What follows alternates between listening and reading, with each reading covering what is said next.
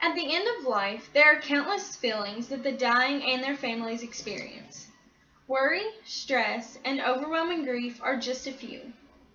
The last thing that the dying and their families would want is for this end-of-life time to drag on for months and be filled with dreadful emotions and pain. If the dying and their families would not want to suffer through this time, should they not have the right to make the decision to die? Simon Jenkins says in an article, "There cannot be a human freedom so personal as ordering the circumstances of one's own death. People should have the right to die with dignity rather than live a life of embarrassment, dependence, and pain." Those who make requests for assisted death have common fears including, but not limited to, dementia, blindness, paralysis, sickness, inability to swallow, vomiting, diarrhea, lesions, Alzheimer's, smelling, bed sores, disfigurement, loss of control, and loss of dignity. In the article, Joining a Right to Die Society by Cleve, Seal, Judd, and Marion, others may want to die not because they are in pain, but they feel they are too dependent on others, a financial burden, vulnerable, and hopeless. No one should have to fear what they will experience at the end of their life, and no one should have to ever endure these issues. Fate, or Friends at the End, is a right to die society in the UK that provides information, support, and advice to its self-joining members who want to have the right to end their life if they so choose in the future.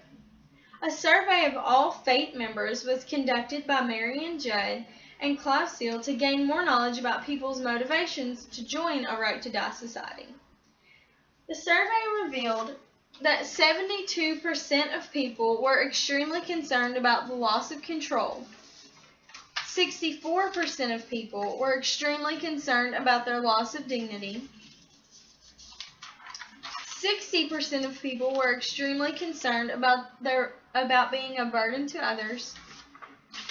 And 61% of people were extremely concerned about being too dependent on others at the end of their life. One member stated, "When living becomes a burden to myself and others, I want to be able to end it with dignity and composure."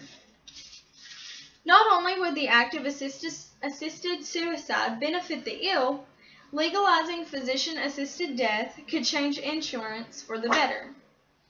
Health insurers would actually be benefiting from assisted suicide patients. Health insurance would no longer have to pay for extensive medical care for those who are critically ill to keep the patients alive. According to Frederick Parker, Harvey Rubin, and William Winslade, health insurance should instead accommodate the patient and minimize pain and slow death. Life insurers should negotiate benefits with the insured before they ever become ill to determine an insurance plan that both suits the insured and the insurers.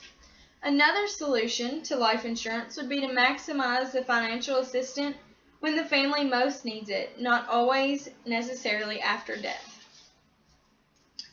Oregon has legalized physician-assisted death, and it is easily seen that the citizens of Oregon have benefited. Ron Wyden explains in his article that Oregon is the first state to give its citizens the right to die. Parker, Rubin, and Winslade explain that in Oregon, doctors may prescribe lethal medications to patients who are a legal resident of Oregon, able to make and communicate health care decisions, have an illness that will lead to death in 6 months or less, makes 1 written and 2 verbal requests for the medication, and is informed of all alternatives.